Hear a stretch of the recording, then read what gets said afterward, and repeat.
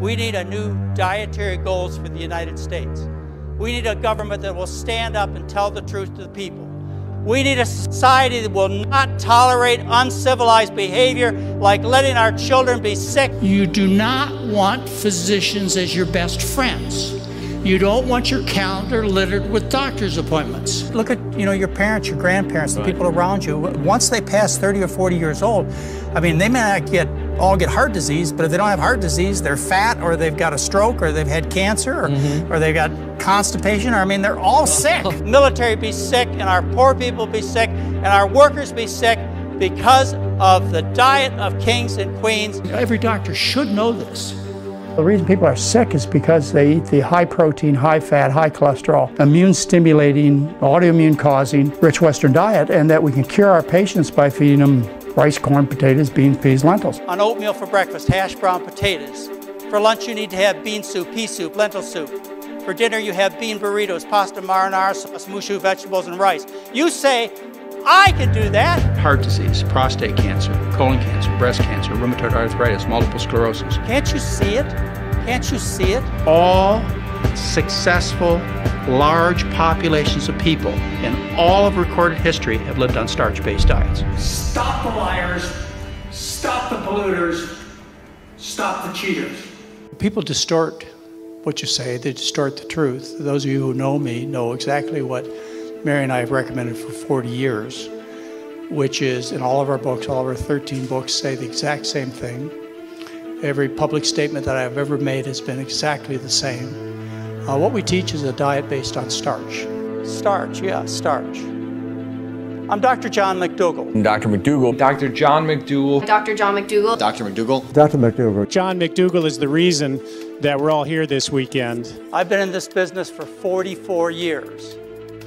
And I'm the luckiest doctor in the world because my patients get well. And anyone who says differently is distorting my message. The facts are absolutely clear, but there's a blindfold here, And they lie about it. and that blindfold is full of dollar bills, because that's how you make the money. And they should be ashamed of themselves. It's up to you. Nobody's going to come and save you with early detection or treatments. These things are not good with few exceptions. You're going to save yourself by your diet and lifestyle. We shouldn't be going and getting mammograms and prostate blood tests on people. We should tell them not to eat that high-fat, high-animal product, highly contaminated diet. But that's not where the money is. At age 18, it kind of came together with a pretty dramatic event. I had a massive stroke, which paralyzed the entire left side of my body. And that put me in the medical business. And I spent the next 2 years studying in the scientific library, in the medical library, next to Queens Medical Center, to see whether anybody else had made this observation. From my lips to my hips, the fat you eat is the fat you wear. I knew at that point what caused most diseases. People who live on starch, rice, corn, potatoes, sweet potatoes, are thin, healthy, hearty, young-looking. We have truth. We have success. But unless we fix the food, it's game over, because the major cause of global destruction is the livestock industry. That's what the meat and the dairy industry have accomplished so far. The world is worth saving, and the major step that we must take right now is to change our source of calories. I'll get down and dirty with you, because change is coming. There's no question about that. There are some serious distractions that are going on I'm a street fighter. that will cause planet Earth to burn in hell. I'll do whatever I can to save your children, You start with forks over knives, to save the environment, then you watch Cowspiracy, and even these days to save the animals. and then you watch Earthlings. Very simple. And that will give us enough breathing room so we can fix the other problems, so that my grandchildren will be able to have a life and a future.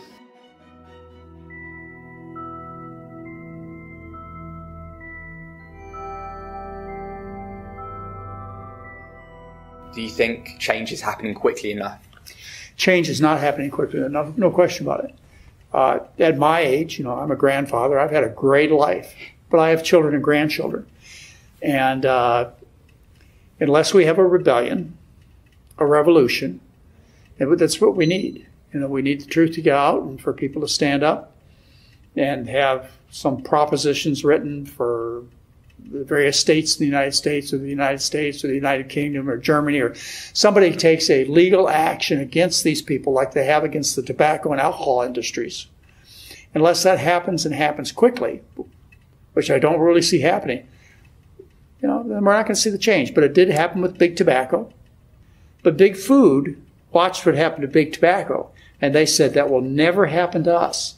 And so far, they're right. They have fought with every dollar, with every lobbyist, with every advertisement, with every lie they could possibly gather together to make sure that they didn't follow in the footsteps of big tobacco. That's what big food has done.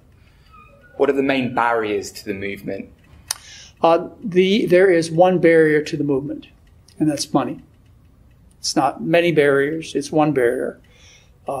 Cash is king. That's what rules everything that's done, is people's greed and the need to make a profit. And so the livestock industry, the meat and dairy industry, they're out there trying to sell products. They don't give a darn whether it destroys the planet. I can't say they'll really care. But their primary goal is to sell more cheese to the Chinese. And so it's just money. Your surgeons and your doctors in England are motivated to make money. And so they're not going to go for the food thing because that doesn't make money. They're going to go for the heart surgery and the diabetic pill treatment and the standard way of generating money as a medical business does. Now, I realize in the United Kingdom you have a National Health Service, but still, somewhere along the line is that profit motive that's driving us in the wrong direction. You've been formidable and outspoken about low-carb doctors. Uh-huh. I want to talk about their motives. Do you believe these people have a lack of integrity, or are they just misinformed? Well, this is a good question. Why is the low-carb movement, why is it popular? It was popular when I was a young man through the Atkins approach. And, I was fighting for a whole different approach. It was high-starch, high-carbohydrate diet. And we won back in the 1970s.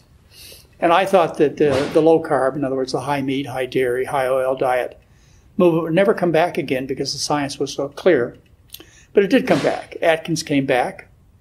And some of his followers, like William Davis, who wrote The Wheat Belly. And by the way, William Davis has a wheat belly. Just take a look at him.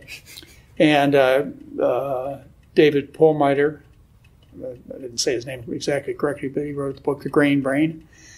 Trying to, these people are just mimics of the Atkins diet. They're teaching ketosis-producing diets. They talk about the glory of ketosis. They talk about, similar to what Atkins used to teach, bacon, butter, and brie. But they camouflage it so that you don't see it. Now, you asked me what the motivation is for these people. Let's just assume they're trying to do some good. Let's also consider the possibility that the meat, dairy, and egg and fish industries are very pleased with their message.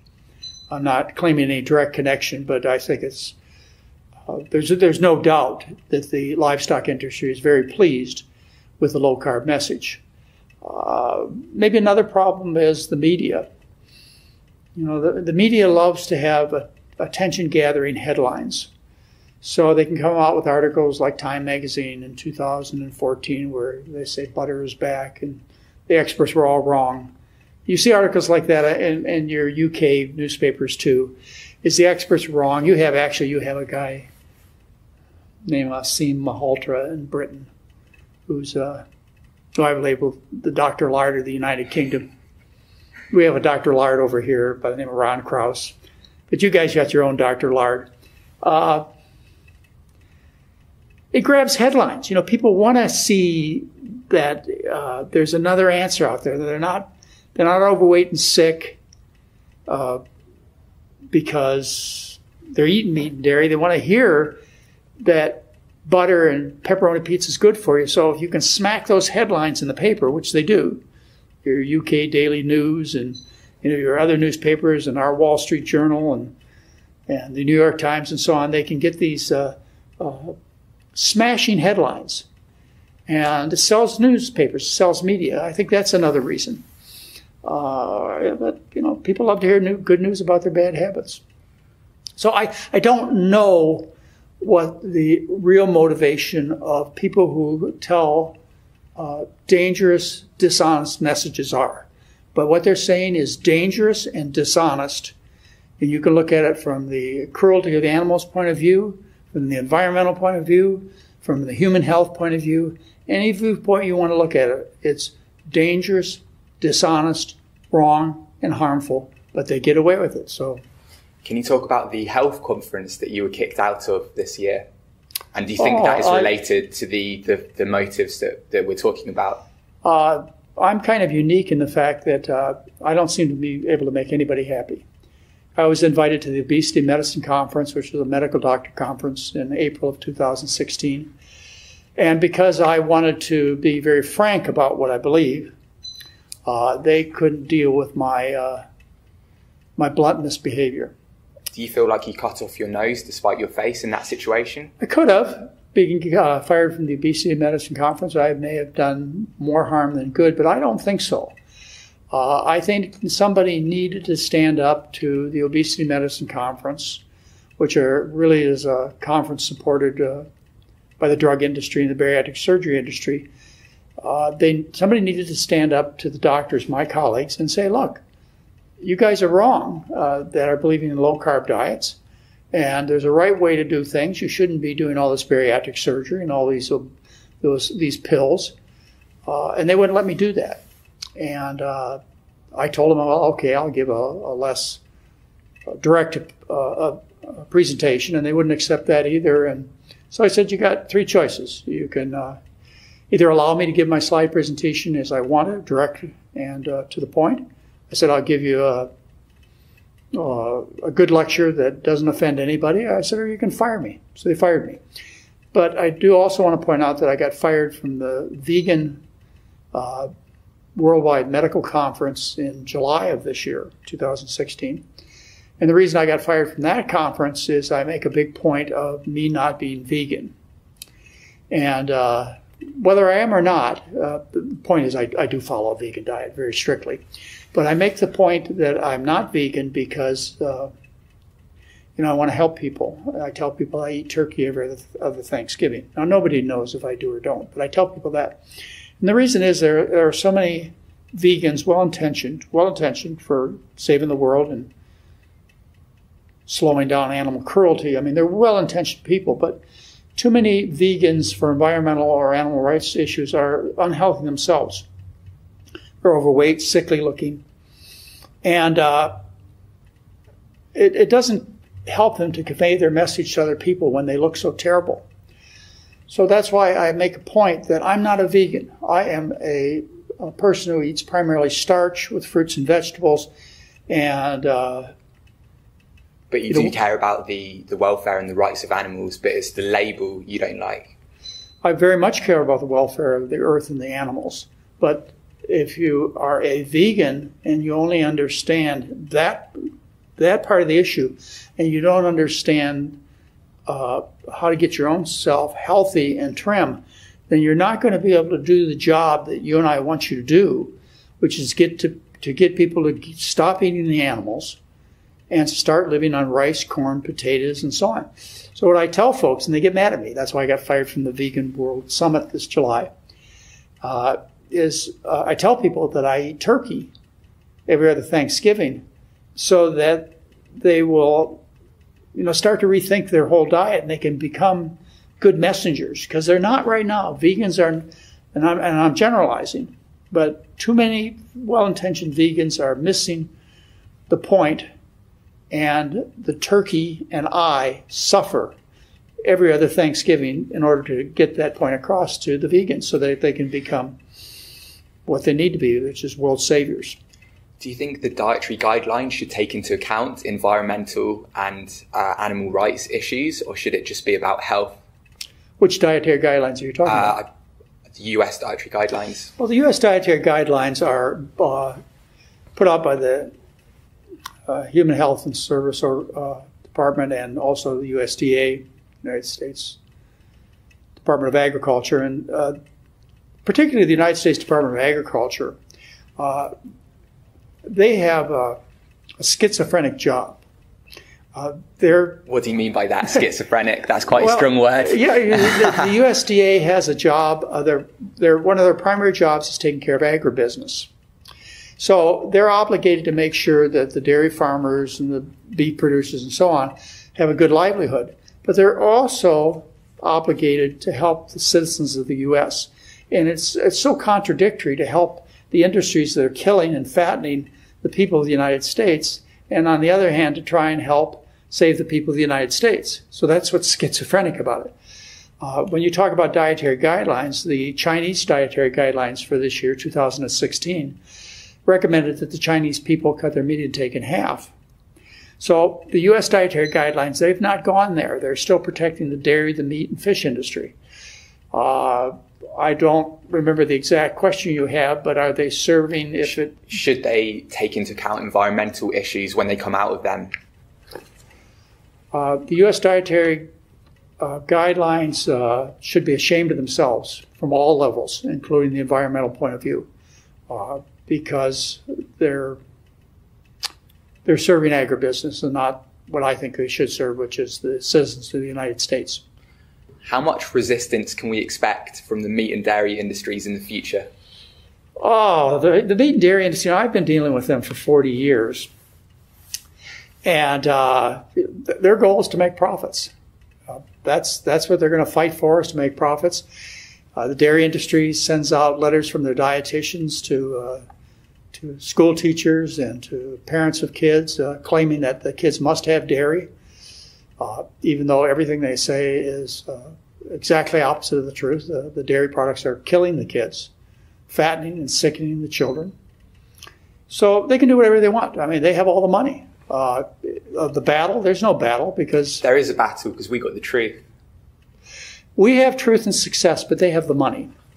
And the problem is that it's the money that speaks in every part of the world. And so it's a pretty lopsided battle because they have the money. And until, I do think there's hope because of communication.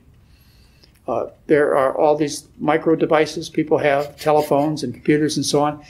And as a result, the liars, cheaters, and polluters of this planet are having a hard time hiding. Your son, Dr. Craig McDougall, said, our only hope is Kaiser.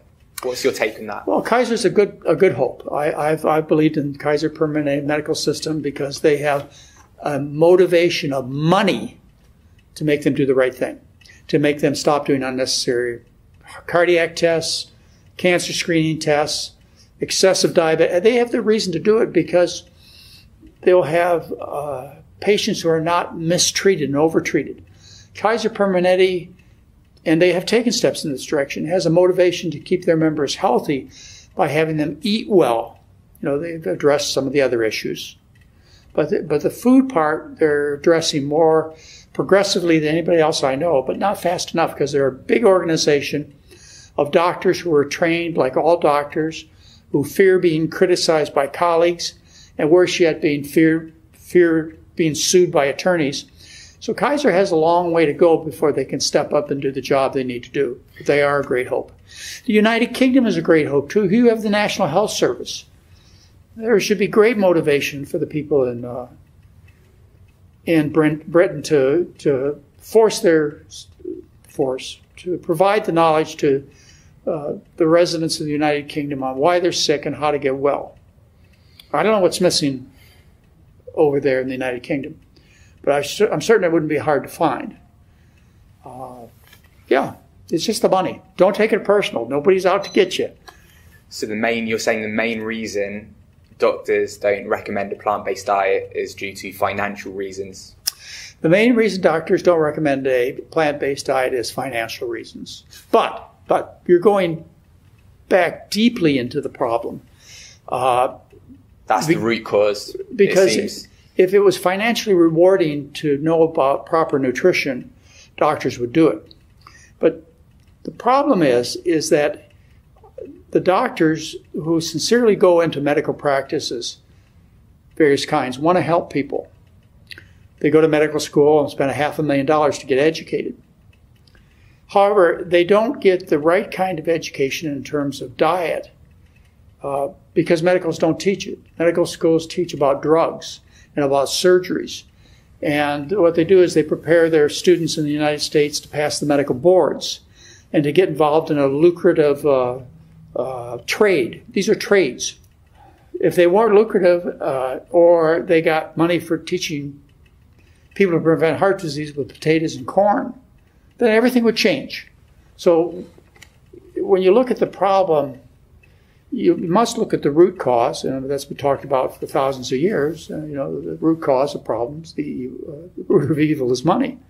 And then it just kind of spreads through legislation and education, and you basically don't stand a chance.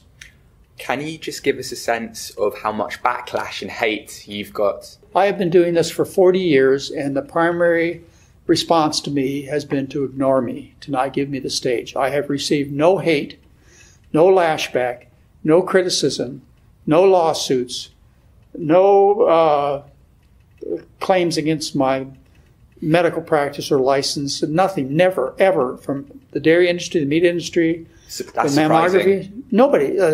It's because to give me a platform would be in their worst interest, or to give any doctor who's teaching the truth a platform, not only just because they'd lose, because it would bring attention to the fact that meat and dairy are killing people, and heart surgery for chronic or coronary artery disease doesn't work, and all these cancer therapies, when I say all, I'm generalizing, really generalizing, but most of the cancer therapy for breast, colon, and prostate cancer does little or no good and great harm to people. So in answer to your question, in 4 decades of speaking out as loudly as I can, the only response I've gotten is silence. And it's been very effective, extremely effective at dealing with my comments. Can you just talk briefly about the progress in this movement? I get up every morning and I look at Mary, my wife, partner for 45 years, and I say, what are we going to do today to change the world?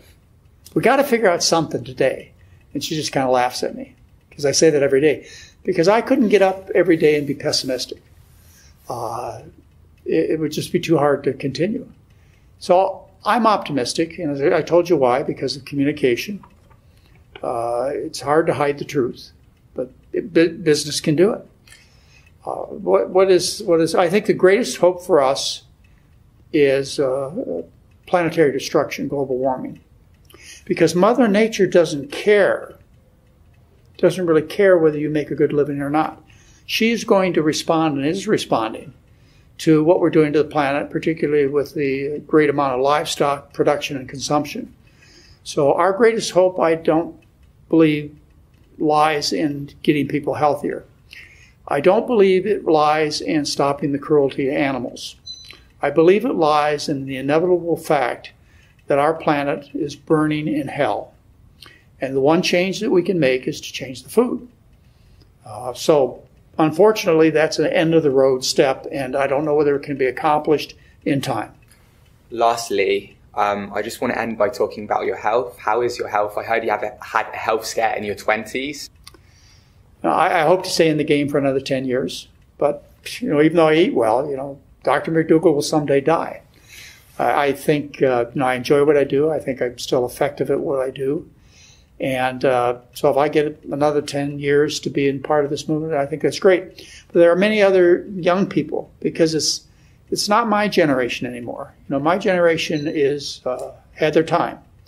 It's my children and my grandchildren. It's those generations that have to step up to the plate and take the communication that I've tried to offer, and other doctors and dietitians and just plain ordinary people.